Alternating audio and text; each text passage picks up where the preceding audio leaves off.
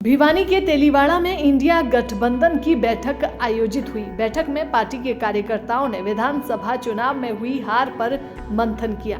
कांग्रेस नेता देवराज मेहता ने कहा कि आज इंडिया गठबंधन के कार्यकर्ताओं की बैठक हुई और कांग्रेस के संगठन को मजबूत कैसे किया जाए, इस पर भी इस बैठक में चर्चा की गई।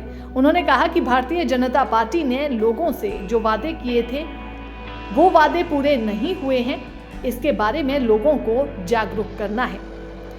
इस मौके पर कॉमरेड ओम प्रकाश ने भी अपने विचार साझा किए। देवराज मेहता और कॉमरेड ओम प्रकाश ने क्या कुछ कहा, सुनिए। प्रकाश सीपीआईएम का डिस्ट्रिक्ट सेक्रेटरी हूँ यहाँ। सबसे पहले तो मैं मेरी कांग्रेस के भाइयों को और कांग्रेस को धन्यवाद करता हूँ जिन्होंने सीपीआईएम के साथ मिलकर ये समझौता किया और ये भिवानी में सीपीआईएम के कैंडिडेट को एक अपॉर्चुनिटी दी। मैं सभी कांग्रेस के कार्यकर्ताओं को, नेताओं को बहुत बहुत धन्यवाद करता हूं। और विशेषकर अभी हमारे साथ में श्री देवराज मेहता जी हैं, श्री सुरेश प्रजापति जी हैं, पिलानिया जी हैं, यहाँ एडवोकेट सत्यजीत जी और दूसरे साथी भी हैं। उन्होंने मुझे जो यहाँ निमंत्रण दिया है उनके लिए भी मैं साथियों का धन्यवाद करता हूँ। अब हम ये कहना चाहते हैं कि बीजेपी की सरकार बन गई। देखो, सरकार सभी की होती है और लोगों का जो जनमत आया है हम उसका स्वागत करते हैं, लेकिन लोगों की समस्याएं हल करनी चाहिए बीजेपी में, क्योंकि जो मुद्दे हैं, पीने का पानी का सवाल है, शहर का बहुत बुरा हाल है, सीवरेज का बहुत बुरा हाल है और कोई ध्यान नहीं दिया जा रहा था। नोटिस में लाने के बाद भी कोई ध्यान नहीं देते। इसी तरह खाद का मुद्दा जो हमारे कांग्रेस के साथियों ने बताया है। और अब एक बहुत बड़ा मुद्दा किसानों का बना हुआ है, जो तेल की पाइपलाइन जा रही है। कोल्ला में किसानों को अरेस्ट कर लिया, कोई न्याय नहीं दे रहे और ज़बरदस्ती लाइन को ले जा रहे हैं। जो किसान का तो 7 पीढ़ियों का जो है वो खेती बाड़ी जो उनका जीविका है। इसी तरह कल हम मेवात में गए थे, नू में सोना में एक बहुत बड़ी महापंचायत हुई है। 1600 एकड़ ज़मीन बहुत सस्ते में एक्वायर की और वो जो ज़मीन के 45 लाख एक एकड़ के दिए थे, आज वो 17 करोड़ रुपए जो है फ़ायदा ले रहे हैं। 17 करोड़ बिक रही है वहाँ पर। तो वो बेचारे गरीब किसान हैं, अल्पसंख्यक किसान हैं और पिछले 29 फरवरी से वो धरना चला रहे थे। उनको भी न्याय दिया जाना चाहिए। ये जो सैनी सरकार है, ना धान की खरीद हो रही। आप देखो, धान की जो है जो गवर्नमेंट रेट है उसकी खरीद करनी चाहिए। किसानों को पेनलाइज कर रहे हैं पराली के सवाल पर, जबकि खुद प्रबंध नहीं कर रहे। करे मशीन ने दी थी हमने, वो मशीन ने हमें तो दिखाई नहीं देती। तो खुद प्रबंध करना चाहिए। उनको दंडित किया जा रहा है, 2 गुना उनसे जुर्माना किया जा रहा है और उनको आगे से फसल खरीदने के लिए भी उसको ब्लैक लिस्ट कर दिया। ये जो कदम है, व्यापारी को, किसान को, मजदूर को मारे मारे फिर रहे हैं। और मैं कहना नहीं चाहता, मुझे सब पता है, यहाँ पीआईडी के बहुत मोटे पैसे दिए जाते हैं और अनऑथोराइज पीआईडी भी दी हुई है भिवानी में। लेकिन मैं कहना नहीं चाहता क्योंकि ये बहुत बड़ा इशू है। भाजपा बोलती है ना भ्रष्टाचार के खिलाफ, हमें सब मालूम है किस तरह के पैसे लोग बना रहे हैं और किस तरह के जो है कोई जांच करने वाला नहीं, कोई इंक्वायरी करने वाला नहीं है। तो इन सब चीज़ों का पता है हमें।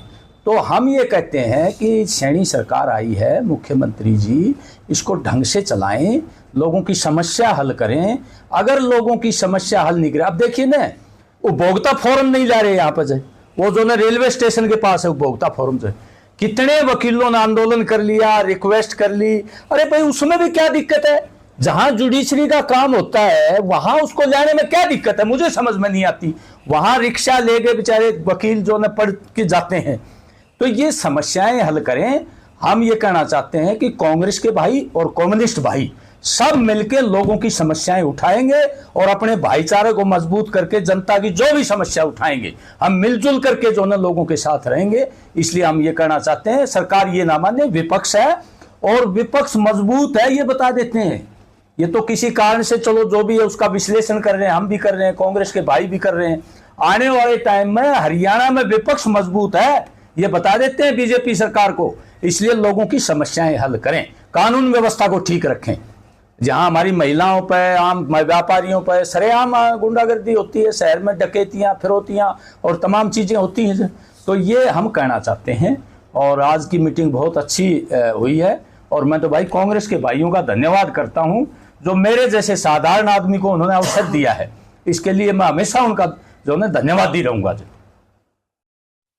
चुनाव के बाद त्यौहार आ गए। त्योहारों के बाद अब सब कांग्रेस वाले भी फ्री थे। हम सभी कार्यकर्ता आज इकट्ठे हुए हैं कि हमारे इस कांग्रेस संगठन को कैसे आगे मजबूत किया जाए, कैसे लोगों को जागरूक किया जाए। उसी बात पे आज मंथन और विचार विमर्श हुआ है। जो बीजेपी ने वायदे किए हैं उनके प्रति लोगों को जगाया जाए। भाई उनके वायदे ये पूरे नहीं कर रहे।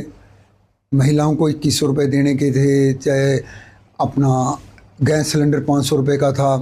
पीआईडी 10 सालों में आज तक ना ठीक होने पे आई, आज भी उसकी पोजीशन वही है। अखबार में रोज़ लिख देते हैं पीआईडी की त्रुटियां ठीक कर रहे हैं हम।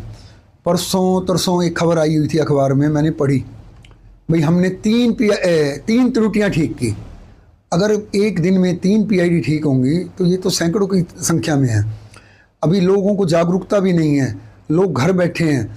सरकार को भी नुकसान हो रहा है इसका, पीआईडी ठीक ना करने का। सरकार टैक्स नहीं ले पा रही इनसे, हाउस टैक्स। अगर ये ठीक कर दें तो जल्दी हो। मेरा अपना मानना है कि सरकार ऊपर भी है इनकी है, नीचे भी इनकी है। जब ये कंपनियों को 500-500 करोड़ दे सकते हैं, ठेका दे सकते हैं इसको पीआईडी बनाने का, तो ये घर घर जाके क्यों नहीं ठीक करते? इन कमेटी वाले घर घर जाएं, जो कमी है उससे मांग लें डॉक्यूमेंट और उसको ठीक करें। क्यों लोगों को धक्के खिलाते हैं? आज किसी सीएससी सेंटर पे जाता है आदमी, उसके 200-250 रुपये लगते हैं। ऐसे ही फैमिली आईडी का हाल है, 1,80,000 से ऊपर दिखा रखी है लोगों की। कल एक लेडीज आई मेरे पास, ना उसके घुटने काम कर रहे थे और कमर में उसके दर्द था, बैठा नहीं जा रहा था। मैं बोला तो इलाज करवा ले। बोली पैसा नहीं है, क्या करूं मैं तेरी फैमिली इनकम। बोली मेरी फैमिली इनकम तो बहुत ज़्यादा दिखा रखी है इन लोगों ने, ठीक करवाने जाती हैं तो ठीक नहीं होती। तो ऐसे बहुत लोग हैं। सरकार को प्रैक्टिकल ज़मीन का काम करना चाहिए। पहले तो जो गलतियां खुद कर रखी हैं उनको सुधारें। फैमिली आईडी और पीआईडी इन्हीं की गलती है। कभी भी पीआईडी ऐसे नहीं बना करती थी। सर्वे हर साल होता था, हर 5 साल में होता था। 5 साल में, 7 साल में सरकार डोर टू डोर सर्वे करवाती थी। ये डोर टू डोर करवाते। फैमिली आईडी थी तो आप इनकी एक्चुअल उनको बुला के पूछो भाई तेरी कितनी तनख्वाह है। तो ये इन गलतियों को भी सुधारना चाहिए और आगे जो वायदे किए हैं उनको भी पूरा करें। हमारे संगठन का यही काम है। जो हम कार्यकर्ता आज इकट्ठे हुए हैं, कांग्रेस के सारे वरिष्ठ कार्यकर्ता हैं और बहुत मजबूत हैं। हमें सरकार से कोई एलर्जी नहीं। हम कहते हैं जो सरकार ने वायदे किए हैं उसको पूरा करें। और हम सब ने संकल्प लिया है कि किसी को कोई भी समस्या होगी, सब एकदम उसके पास पहुंचेंगे, उसकी समस्या का हम समाधान करवाएंगे। दैनिक सवेरा के लिए भिवानी से अभिषेक ठाकुर की रिपोर्ट।